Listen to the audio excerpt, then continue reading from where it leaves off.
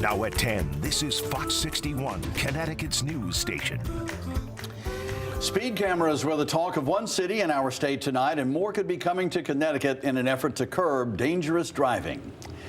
Thanks for joining us for the Fox 61 News at 10. I'm Brent Harden. And I'm Bridget Bjorlo. The city of Middletown is the latest to consider installing these new cameras. Fox 61's Kate Pattyfoot talked to people in Middletown about the new changes that could be coming to their city.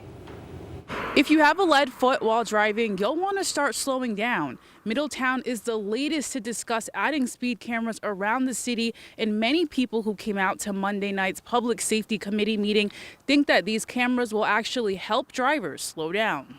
It's just crazy out there, and most everywhere we drive is crazy. We all know that, and we need the traffic controls. It's something that seems to be a reoccurring theme lately, speeding in Connecticut.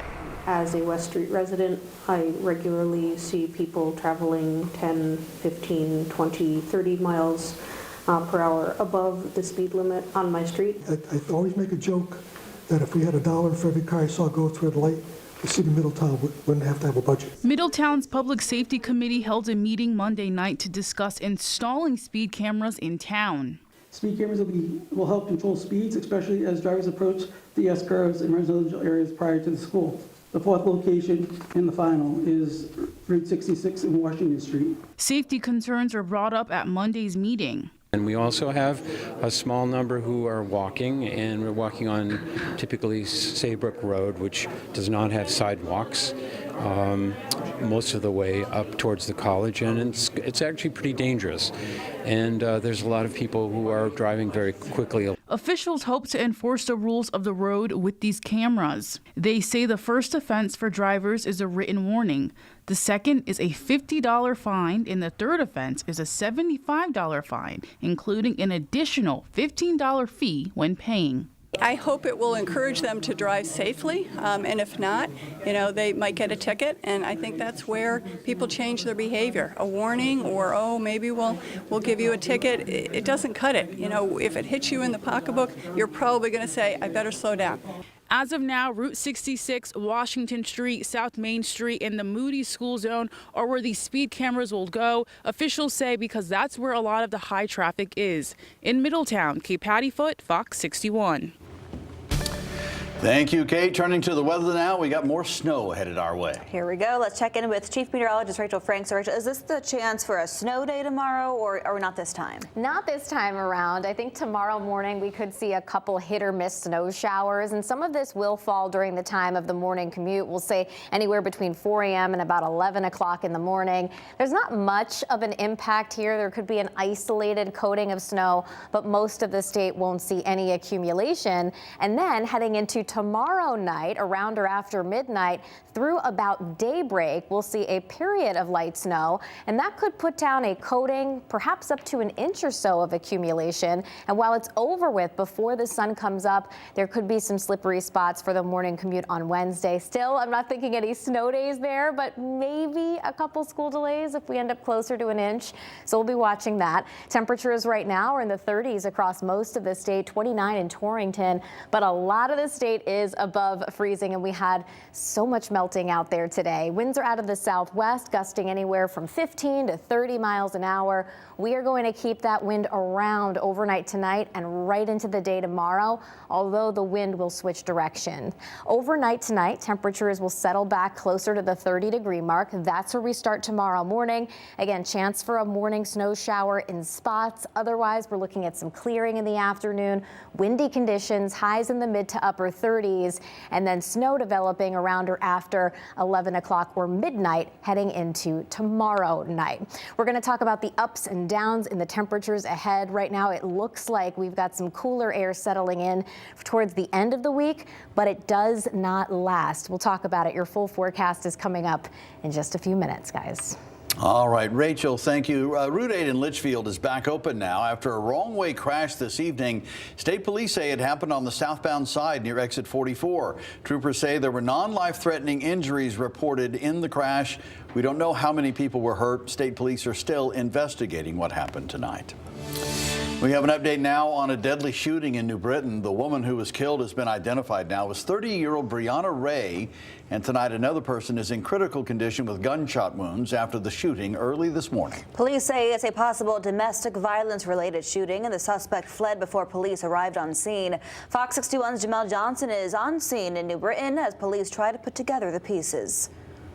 Gunshots ring out here on 57 Prospect Street in New Britain after a domestic violence dispute turned deadly, costing one woman her life and leaving the other fighting for hers in the hospital. A tragic start to the week for one New Britain neighborhood. A few hours into Monday morning, people heard gunshots coming from this home on Prospect Street. Two victims were found by first responders with gunshot wounds. One woman was pronounced dead on scene and the other was transported to a nearby hospital. It comes as a shock to neighbors like Roberto Cage, who says this kind of violence is not normal where he lives. Caught me off guard. I mean, this street was pretty quiet. You know, I never heard anything like this at all.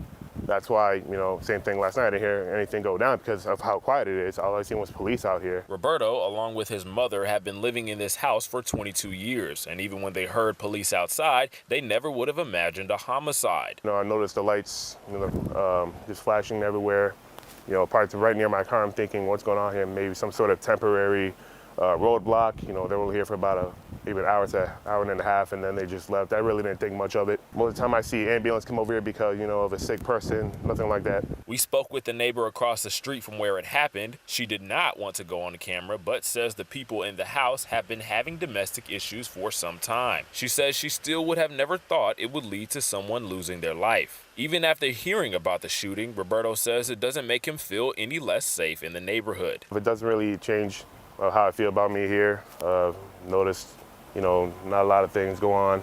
Nothing bad. Now, New Britain police has not named the person they are looking for, and they say they are still at large. So if you or anyone you know has any information that could help their investigation, please reach out to New Britain Police at 860-826-3131. In New Britain, Jamel Johnson, Fox 61. And it's been nearly 24 hours since a deadly shooting in Hartford, and the shooter is still at large in that case as well. Hartford police identified the victim as 20-year-old Johnny Rodriguez.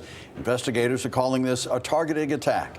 Police say it happened on Broad Street near the corner of Madison Street just before 11 p.m. last night. Soon after, officers learned a man was found at the intersection of Essex Street and Retreat Avenue, not far from Hartford Hospital. We believe at this point that somebody attempted to drive the victim to the hospital, and that's the reason why he was located in Essex. It's close proximity to the hospital. Now, investigators say they looked at some video showing a large group disturbance of several men fighting, and again, police believe this was a targeted attack. We'll continue to follow this story and provide you with any new updates as we learn them. A former Glastonbury police officer who is already charged in multiple burglaries is facing even more charges tonight. Patrick Hemingway is accused of burglary in Woodbury in 2023. He is connected to more than 30 burglaries in total across Connecticut as well as other states. A Facebook post from East Hartford officials is sparking division as ICE raids ramp up nationwide. Town officials use the East Hartford government page to address reports of ICE agents entering a local home and reminding residents of their rights regardless of immigration status. Officials say they want to keep people informed amid deportation concerns, but the post immediately caught flack from Republican state lawmakers who claim the post encourages people to avoid agents. ICE raids have recently been reported in Bridgeport, Willimantic, Hartford, and towns across Fairfield County. A teenager is in the hospital tonight after colliding with a lift pole while skiing at Mohawk Mountain. Officials in Litchfield County tell us the crash happened around 11 this morning. The teenager was skiing quickly down the mountain when they hit the tower. At last check, they have serious injuries, and we have calls out to learn more about their current condition tonight. A Norwalk substitute teacher is accused of sending inappropriate messages to students. Police began investigating 64-year-old Richard Lavallo of Stamford in September, after receiving a complaint against him. He was taken into custody Friday. Lavallo is being held on $150,000 bond and will be in court next month. New Haven police have arrested 3 juveniles for a carjacking incident this afternoon. The victims reported it near Monroe and Peck Streets around 3:40 p.m. Police say 2 individuals had their vehicle stolen at gunpoint. Those 2 victims went to the police station to report what happened, and as they were doing so, they saw their stolen vehicle driving by the station. Officers chased after the vehicle on I-91, where it eventually crashed. Police say 3 minors ran out of the vehicle but were later caught. Well, new relief for Connecticut farmers hit hard by severe weather. Lawmakers were in Northford this morning to highlight a $220 million grant that passed Congress, and it offers relief to small farmers impacted by flooding and freezes and other natural disasters. The owner of Ceccarelli's Harrison Hill Farm, William Della Camera, was there today to celebrate the grant. Over the summer, he drove his tractor across Connecticut to hear from farmers who suffered loss. He took those stories direct to our nation's capital. I lost my whole farm. I've been asking for years to change some of these programs that have fallen short for most of us farmers. I wanted to be able to bring them a message that we need help. Well, Della Camera says previous programs did not do enough to help farmers recover when they lose their crops. The $220 million will be split between all 6 New England states, along with Hawaii and Alaska.